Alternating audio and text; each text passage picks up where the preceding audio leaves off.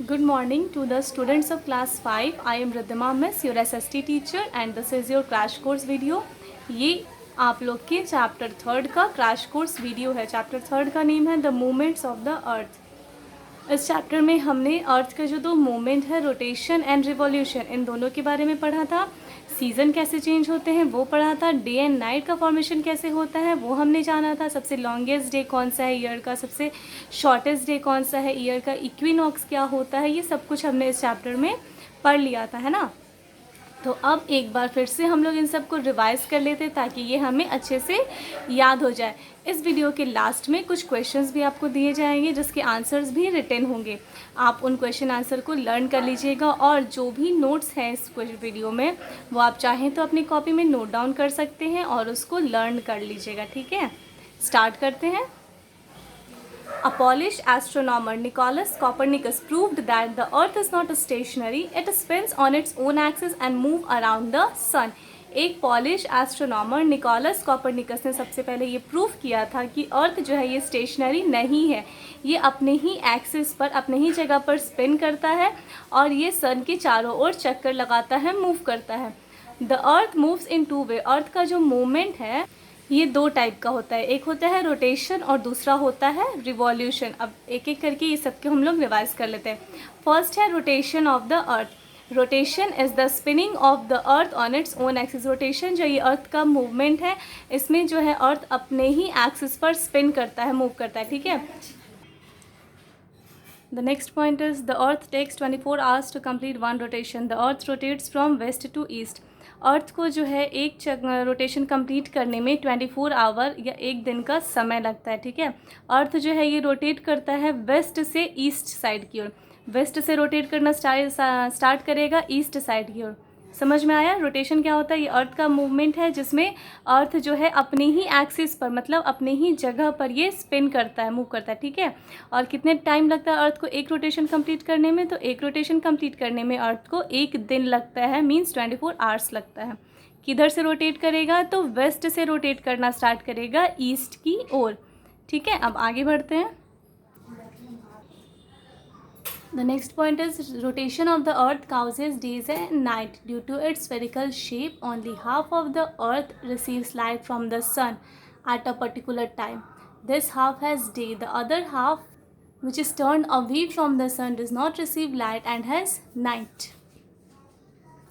ये तो हम जानते ही हैं कि रोटेशन के कारण जो है डे एंड नाइट चेंज होता है। अर्थ का जो रोटेशन होता है वही उसी के कारण डे एंड नाइट चेंज होता है, क्योंकि और डे एंड नाइट कुछ चेंज होता है रोटेशन उसकी स्फेरिकल।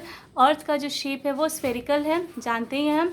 स्फेरिकल शेप के कारण अर्थ का जो है हाफ पोर्शन जो है सन का लाइट जो है डायरेक्ट रिसीव करता है। जो पोर्शन सन के सामने होगा अर्थ का, वो पोर्शन पे सन का लाइट डायरेक्ट पड़ेगा और वहाँ पे दिन होगा, जबकि उसके अपोजिट साइड जो पोर्शन होगा वहाँ पे सन का रेज डायरेक्ट नहीं पड़ेगा, जिस कारण से वहाँ पे नाइट होगा, ठीक है। समझ आ गया कि रोटेशन जो है, रोटेशन के कारण डे एंड नाइट चेंज होता है, क्योंकि अर्थ का जो शेप है वो स्फेरिकल है और इस कारण से अर्थ जो है एक टाइम पर जो है अर्थ का एक पार्ट जो है सन का लाइट रेज जो है सन के एक पार्ट पर अर्थ के सन का रेज पूरा पड़ता है और दूसरे जिस पार्ट पर सन का रेज डायरेक्टली नहीं पड़ पाता है उस हाफ पर नाइट होता है, ठीक है। नेक्स्ट है revolution. Revolution of the earth is the movement of earth around the sun in fixed elliptical path or orbit. Revolution जो है ये अर्थ का मूवमेंट है जिसमें अर्थ जो है सन के चारों ओर चक्कर लगाता है, मूव करता है, लेकिन अपने ऑर्बिट में। एक ऑर्बिट तो जानते हो क्या होता है? एक फिक्स एलिप्टिकल पाथ होता है जिस रास्ते पर जो है अर्थ मूव करता है, सन के चारों ओर एक पूरा चक्कर लगाता है, कंप्लीट करता है, ठीक है। आगे बढ़ते हैं, चलिए नेक्स्ट आते हैं। The Earth takes 365 and 1/4 day to complete one revolution. The 1/4th day is set off every year to make an extra day. This day is added to February every 4th year. This year is known as a leap year. अर्थ को जो है एक revolution complete करने में 365 and 1/4 days लगते हैं एक revolution complete करने में, और ये 1/4 डे जो है ये हर ईयर जो है बच जाता है, क्योंकि एक साल में 365 ही दिन होते हैं, 365 डेज़ ही होते हैं। और ये 1/4 डे है जो हर साल जो है सेव होते जाता है, बचते जाता है। और ये जब 4 साल में जब ये पूरा एक दिन तैयार हो जाता है, 24 आवर्स का जब ये पूरा एक दिन तैयार हो जाता है, तब इसको फरवरी के मंथ में ऐड कर दिया जाता है। और ये जिस ईयर ये फरवरी के मंथ में ऐड हो जाता है, उस ईयर जो है साल के टोटल दिन जो है 366 डेज़ हो जाते हैं, और उस ईयर को हम लीप ईयर कहते हैं। ठीक है, आगे बढ़ते हैं। अब फॉर्मेशन ऑफ सीज़न। अब सीज़न का फॉर्मेशन कैसे होता है, सीज़न कैसे चेंज करते हैं। Seasons are caused due to the revolution of the earth. ठीक है, season are caused due to the revolution of the earth on and the tilt of the earth axis. Season जो है अर्थ के revolution के कारण होता है, और अर्थ के टिल्ट के कारण। अर्थ जो है हल्का सा टिल्टेड है एक साइड में, पता ही है 23.5 डिग्री अर्थ टिल्टेड है, अर्थ हल्का सा झुका हुआ है, उसके कारण जो है रिवॉल्यूशन के कारण सीज़न चेंज होता है। टोटल 4 मेन सीज़न होते हैं, summer, winter, spring and ottoman. ये 4 मेन सीज़न है। और ये किस कारण होता है, तो अर्थ के रिवॉल्यूशन के कारण, क्योंकि अर्थ के एक्सिस के कारण। अर्थ का एक्सिस जो है ये 23.5 डिग्री हल्का सा टिल्टेड है, मीन्स हल्का सा ये झुका हुआ है। ठीक है, अब आगे बढ़ते हैं, चलिए स्टार्ट करते हैं next point. As the earth keeps rotating on and revolving around the sun, different parts on the earth receive different amount of heat and light from the sun. This is why season keeps changing.